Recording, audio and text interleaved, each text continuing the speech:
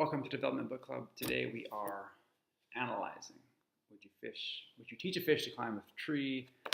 A different take on kids with ADD, ADHD, OCD, and autism. We've gotten through everything they've said. What about it now?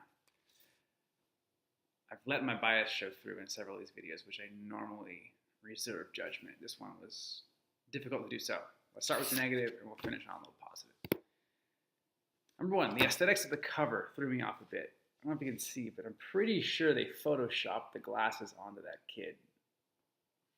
Unclear. It doesn't look awesome. The authors' names in each chapter, so there's three authors, Anne Maxwell, Gary Douglas, and Dane Here, I believe they pronounce the name.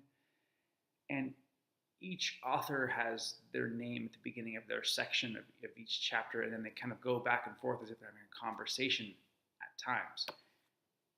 And I found that distracting. I wonder, why don't you just have it all there and you guys all read the book together? Another one is that there's quotes at the beginning of each chapter. So for example, chapter 13 is called What If ADD and ADHD Were Actually Gifts? And then before the chapter begins, it says, people with ADD and ADHD are the greatest multitaskers in the universe. Quote from Dr. Dane Here. And there's one of these at the beginning of every chapter, and then it begins with Gary giving his beginning of the chapter. And it's don't quote yourself. Just put that there without your name. So these things just threw me off. What else? Unsubstantiated claims. Take away from the radical nature of what is possible here. There are so many times when they make large, unsubstantiated claims you've seen in all the videos, and I don't know that they're necessary. So they're not necessary, I'll say it. So this sort of transfers into the positive, which is that the tagline or the subtitle, A Different Take on Kids with ADD, ADHD, OCD, and Autism, is for sure true. Like, this is definitely a different take on these diagnoses. Truth in advertising right on the cover. I gotta give them that. And I would say that I like what they have to offer and the sort of radical nature of what they're proposing. It's just that it's so anecdotally supported that it's, okay, this 8-year-old experienced this one thing once. Therefore, all kids with autism can perceive the thoughts of anyone within an 8-mile radius of them. And what does that radius look like? Does it go down into the earth? Is it behind them too?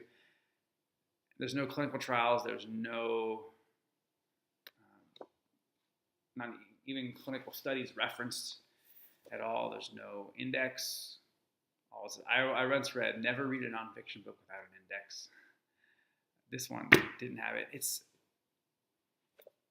This could be summed up. This is one of those, like a business card book, or an index card book. This entire book could be summed up on an index card.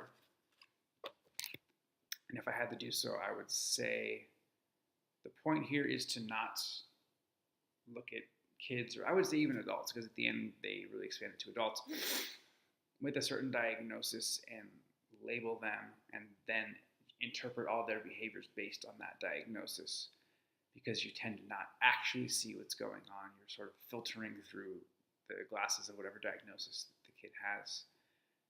And that's not fair to what's actually happening in the present. I would give them that, and I appreciate that. I think the presentation could be a little better, and the support as well, just because anecdotal evidence is not good for the conclusions that they're drawing.